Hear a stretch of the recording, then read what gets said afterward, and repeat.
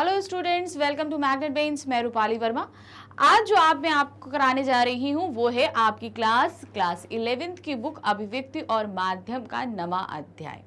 ये बुक हमारी 11th 12th की कंबाइंड है, लेकिन इसका जो नवा अध्याय है वो क्लास 11th में आएगा। तो नवा अध्याय हमारा क्या है? डायरी लिखने की कला। ये हम आपको चैप्टर पूरी तरह समझा चुके हैं और इसके एनसीईआरटी सॉल्यूशंस भी करा चुके हैं। तो आज हम क्या कराने के लिए आए हैं? आज हम आपके लिए इसके लेके आए हैं एमसीक्यूज।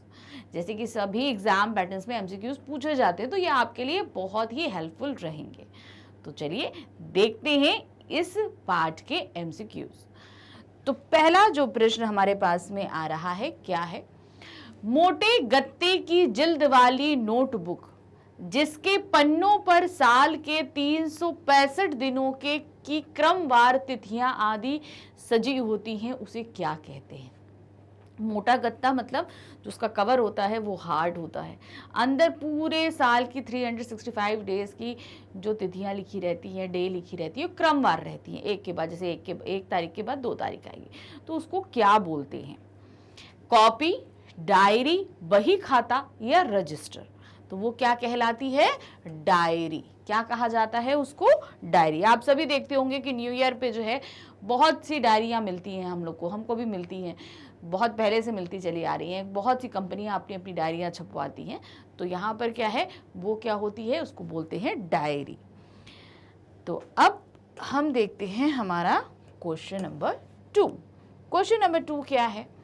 एनी फ्रैंक, ठीक है, एनी फ्रैंक की डायरी, छपी डायरी किन वर्षों के मध्य लिखी गई? एन फ्रैंक की जो डायरी है, ये छपी डायरी किन वर्षों में लिखी गई थी? कौन से वर्ष थे जिनमें ये लिखी गई थी? सब किसने लिखी थी? एन फ्रैंक ने ही लिखी थी। तो वो कब लिखी गई थी? 1940 से 1942 के बीच, 1941 से 1943 के बीच, 1942 से 1944 के बीच, या 1944 से 1946 के बीच? तो ये डायरी कब लिखी गई थी? ये लिखी गई थी 1942 से 1944 के बीच लिखी गई थी। अब आते हैं क्वेश्चन नंबर 3 पे। क्वेश्चन नंबर 3 है, एनी फ्रैंक ने डायरी जिस नगर में लिखी थी वह है। वो कौन सी सिटी में रहती थी जब वहां पर डायरी, क्योंकि ये लोग तो अज्ञातवास में गए थे, तो अज्ञातवास में किस शहर में गए थे? पेरिस, लंदन, रोम या एम्स्टर्डम? तो वो कहां पर छिपे हुए थे? एम्स्टर्डम में थे, अज्ञातवास में थे, तब एनी ने ये डायरी लिखी थी। फिर है क्वेश्चन नंबर 4 क्या है? मोहन राकेश, रमेश चंद्र शाह आदि प्रसिद्ध हुए।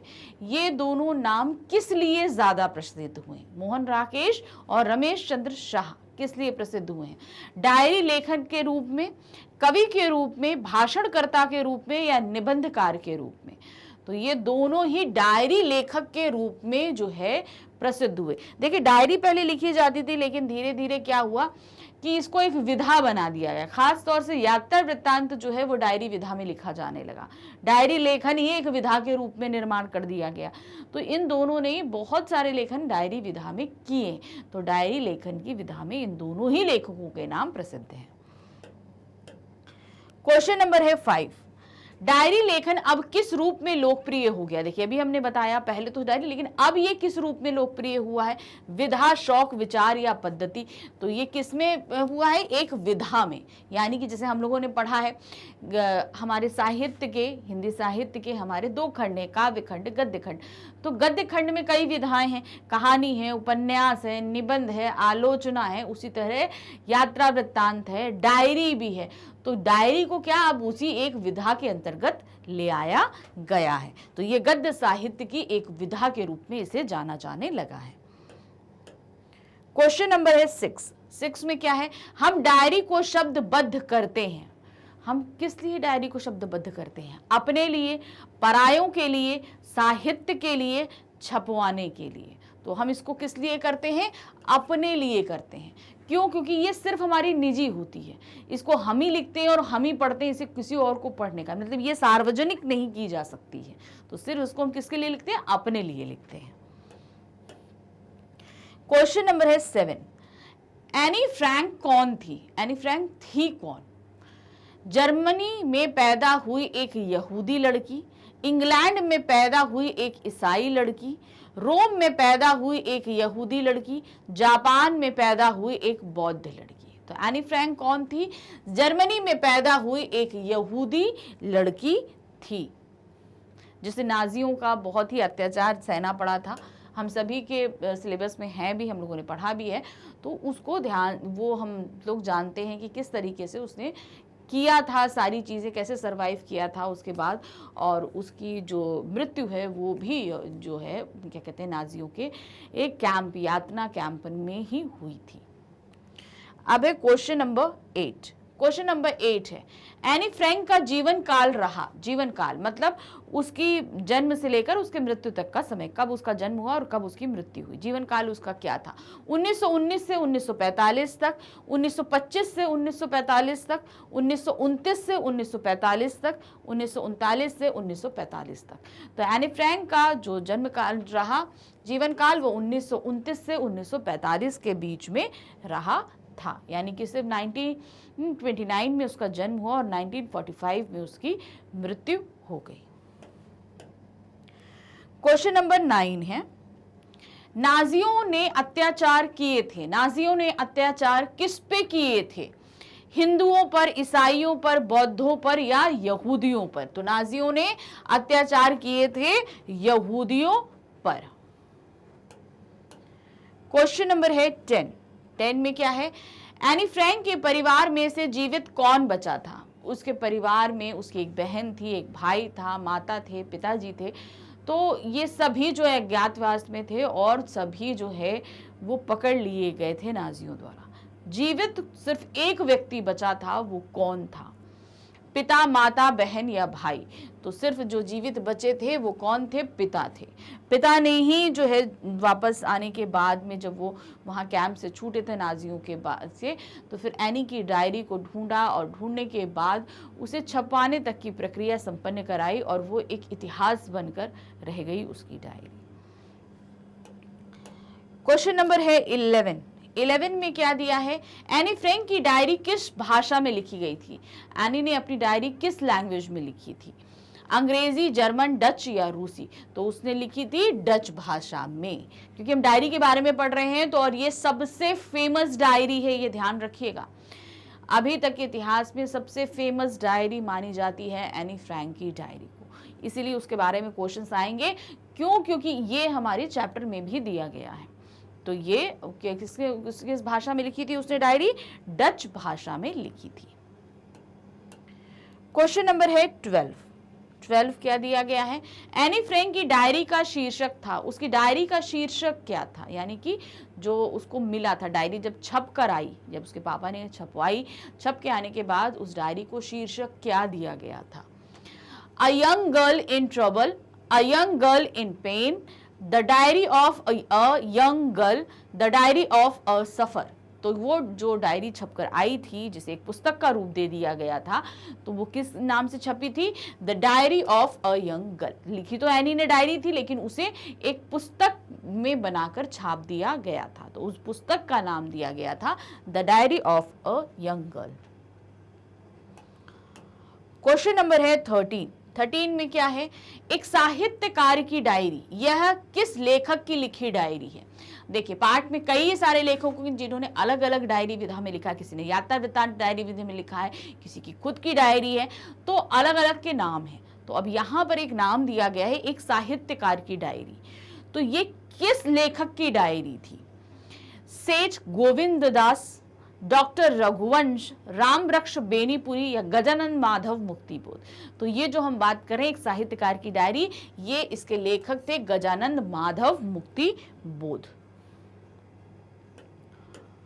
क्वेश्चन नंबर है 14 है किताब की 2 आवरण पृष्ठों के बीच जो लेखक डालता है वह लोक की संपदा है, जो कुछ वह खुद नहीं डालता निजी संपदा है।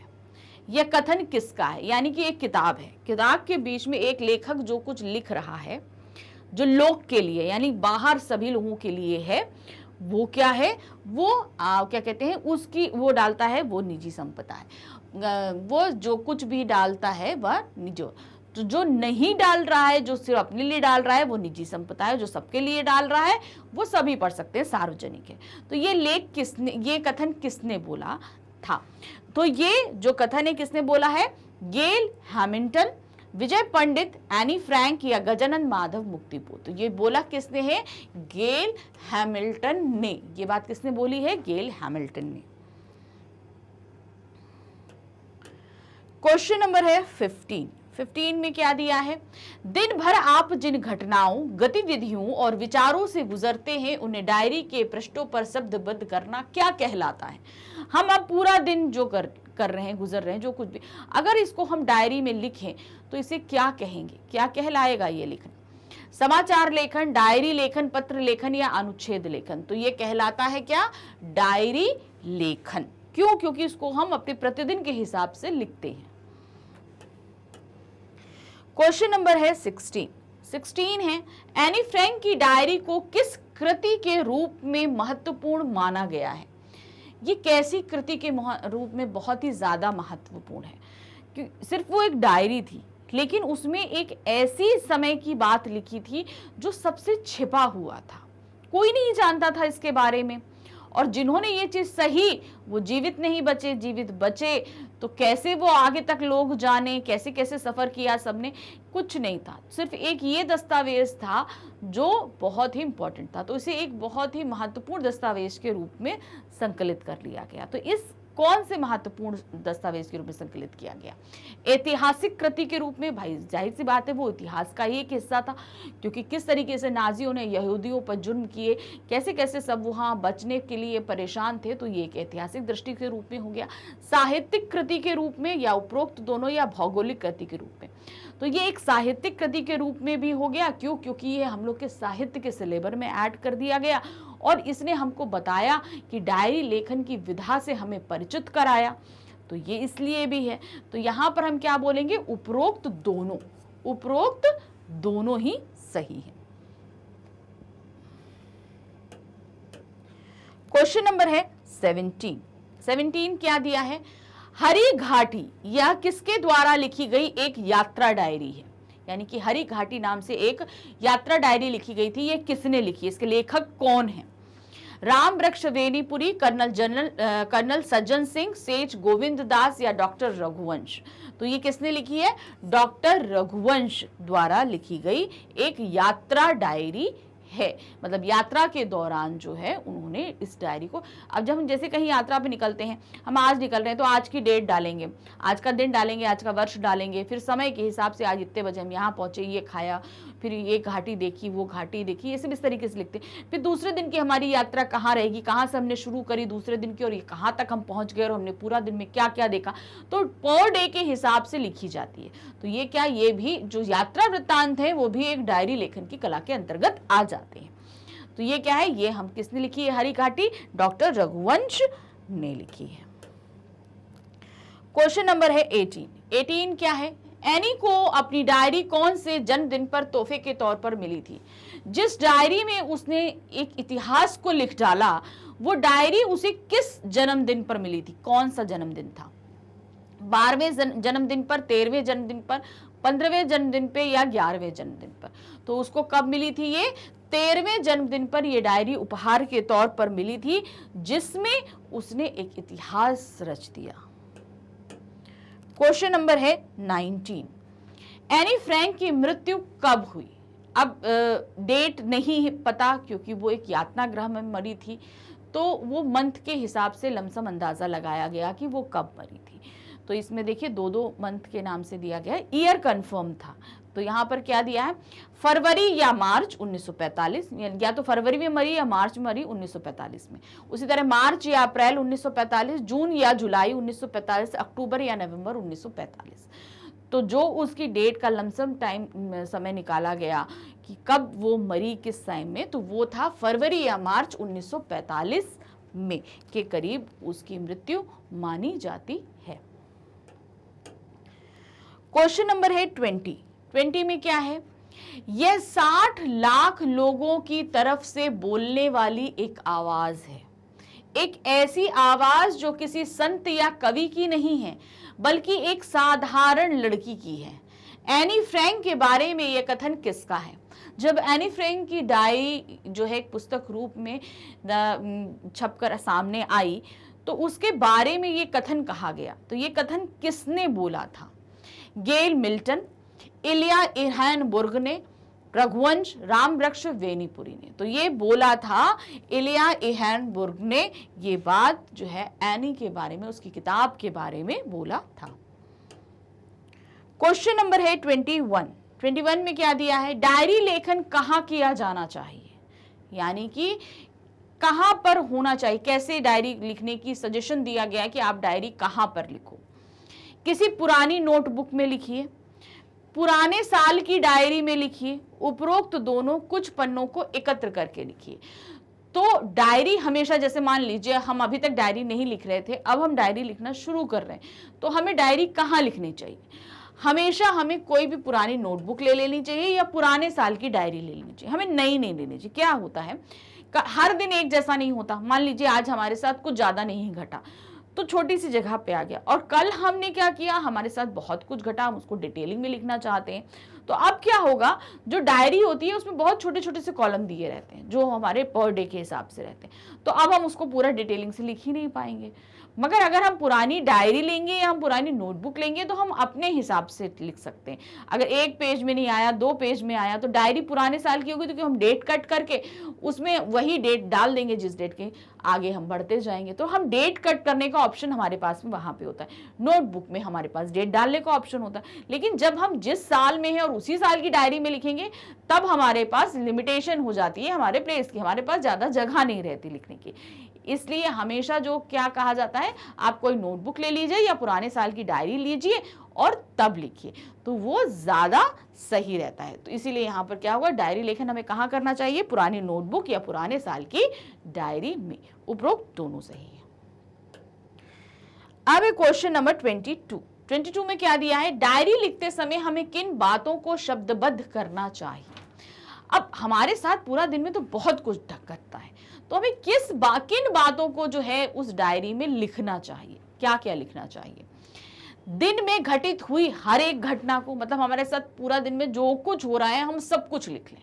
वो महत्वपूर्ण घटनाओं को, जो इंपॉर्टेंट चीज घट रही है, भाई बहुत सी चीजें तो डेली घटती हैं कि भाई हमने यहाँ से ऑटो पकड़ा, हम वहां पहुंचे, वहां उतरे, हमने ऑटो वाले को इतना पैसे दिया, फिर उसके बाद चल के हम आए, तो ये सारी घटना लिखनी है या सिर्फ महत्वपूर्ण? मान लीजिए हम रास्ते में ऑटो से उतरा, एक छोटा सा डॉगी का पपी देखा, की कर रहा था, बहुत उसको ठंड लग रही थी, तो हमने उसको जो है उठा के एक जगह रखा, तो ये एक इंपॉर्टेंट घट गया हमारे साथ में, ठीक है। या हम जा रहे थे, एक बूढ़ा व्यक्ति जो है रोड क्रॉस करना चाह रहा था, वो नहीं कर पा रहा था, तो हमने उसकी मदद करी, तो ये क्या हुआ, एक इंपॉर्टेंट चीज घटी। तो हमें सिर्फ ये इंपॉर्टेंट घटनाएं लिखनी चाहिए, महत्वपूर्ण घटनाएं, या उन घटनाओं को जिन्हें हम भविष्य में याद करना चाहते हैं। या तो ऐसा कुछ घटे, मान लीजिए सपोज आज हमें बहुत अच्छा गिफ्ट मिल गया, कहीं से बुके मिल गया, कहीं कोई मतलब बहुत पुराना बिछड़ा हुआ दोस्त मिल गया, बहुत सालों बाद हम मिले, हम लोगों ने खूब गप्पे करी, क्या क्या गप्पे करी, तो ये सारी चीजें हम लिखेंगे। तो यहाँ पर क्या चीजें लिखनी चाहिए हमें? जो दिन में घटित हो रही जो महत्वपूर्ण घटनाएं हैं हमें वो लिखना चाहिए, और उन घटनाओं को जिन्हें हम भविष्य में याद करना चाहते हैं पढ़कर। तो यहाँ पर खा और गा दोनों ही सही हैं, हमें इस तरह की चीजों को डायरी में लिखना चाहिए। अब क्वेश्चन नंबर 23 में क्या है? डायरी का पाठक कौन होता है? डायरी हमने लिख तो दी, उसे पढ़ने वाला कौन होता है? कौन उसको पढ़ता है उस डायरी को? सभी लोग पढ़ते हैं, मतलब डायरी लिख दी सभी लोग पढ़ ली, या सिर्फ परिवार वाले पढ़ते हैं? जैसे हमने लिखी तो सिर्फ हमारे फैमिली मेंबर्स पढ़ेंगे, केवल लेखक पढ़ेगा, मैंने लिखा है तो सिर्फ मैं पढ़ूंगी, मेरे अलावा कोई नहीं पढ़ेगा। या अखबार को दे देते हैं हम लोग छपने वाले, अखबार वाले पढ़ते हैं, तो कौन पढ़ता है? केवल लेखक। डायरी क्या होती है? पर्सनल होती है, हमारी निजी होती है। तो इसमें क्या होता है? पाठक, लेखक ही पाठक होता है, कोई और नहीं होता है। क्वेश्चन नंबर है 24 में क्या है? सुदूर दक्षिण पूर्व किसके द्वारा लिखी गई डायरी है? अब यहां पर एक और डायरी का नाम है सुदूर दक्षिण पूर्व, ये किसने लिखी थी डायरी? कर्नल सज्जन सिंह, सेठ गोविंद दास, मोहन राकेश या रमेश चंद्र शाह? तो ये डायरी लिखी थी सेठ गोविंद दास ने, गोविंद दास जी के द्वारा लिखी गई ये डायरी है। क्वेश्चन नंबर है 25। एनी फ्रैंक की डायरी किस रूप में छपी? अब उसने तो लिखी थी डायरी, लेकिन वो किस रूप में छपकर सामने आई थी? एक रिपोर्ट के रूप में आई, एक पुस्तक के रूप में आई, एक लेख के रूप में आई, या एक निबंध के रूप में आई? तो जब वो छप कर आई, कैसी थी वो? एक पुस्तक के रूप में छपकर आई थी, यानी कि उसे किताब में जो है छाप दिया गया था। क्वेश्चन नंबर है 26 है, एनी फ्रैंक की डायरी के कुछ अंशों को किस में शामिल किया गया है? एनी फ्रैंक की उसने बहुत सारी चीजें लिखी, तो कुछ अंशों को जो है वो किसी चीज में शामिल किया गया, वो चीज क्या है?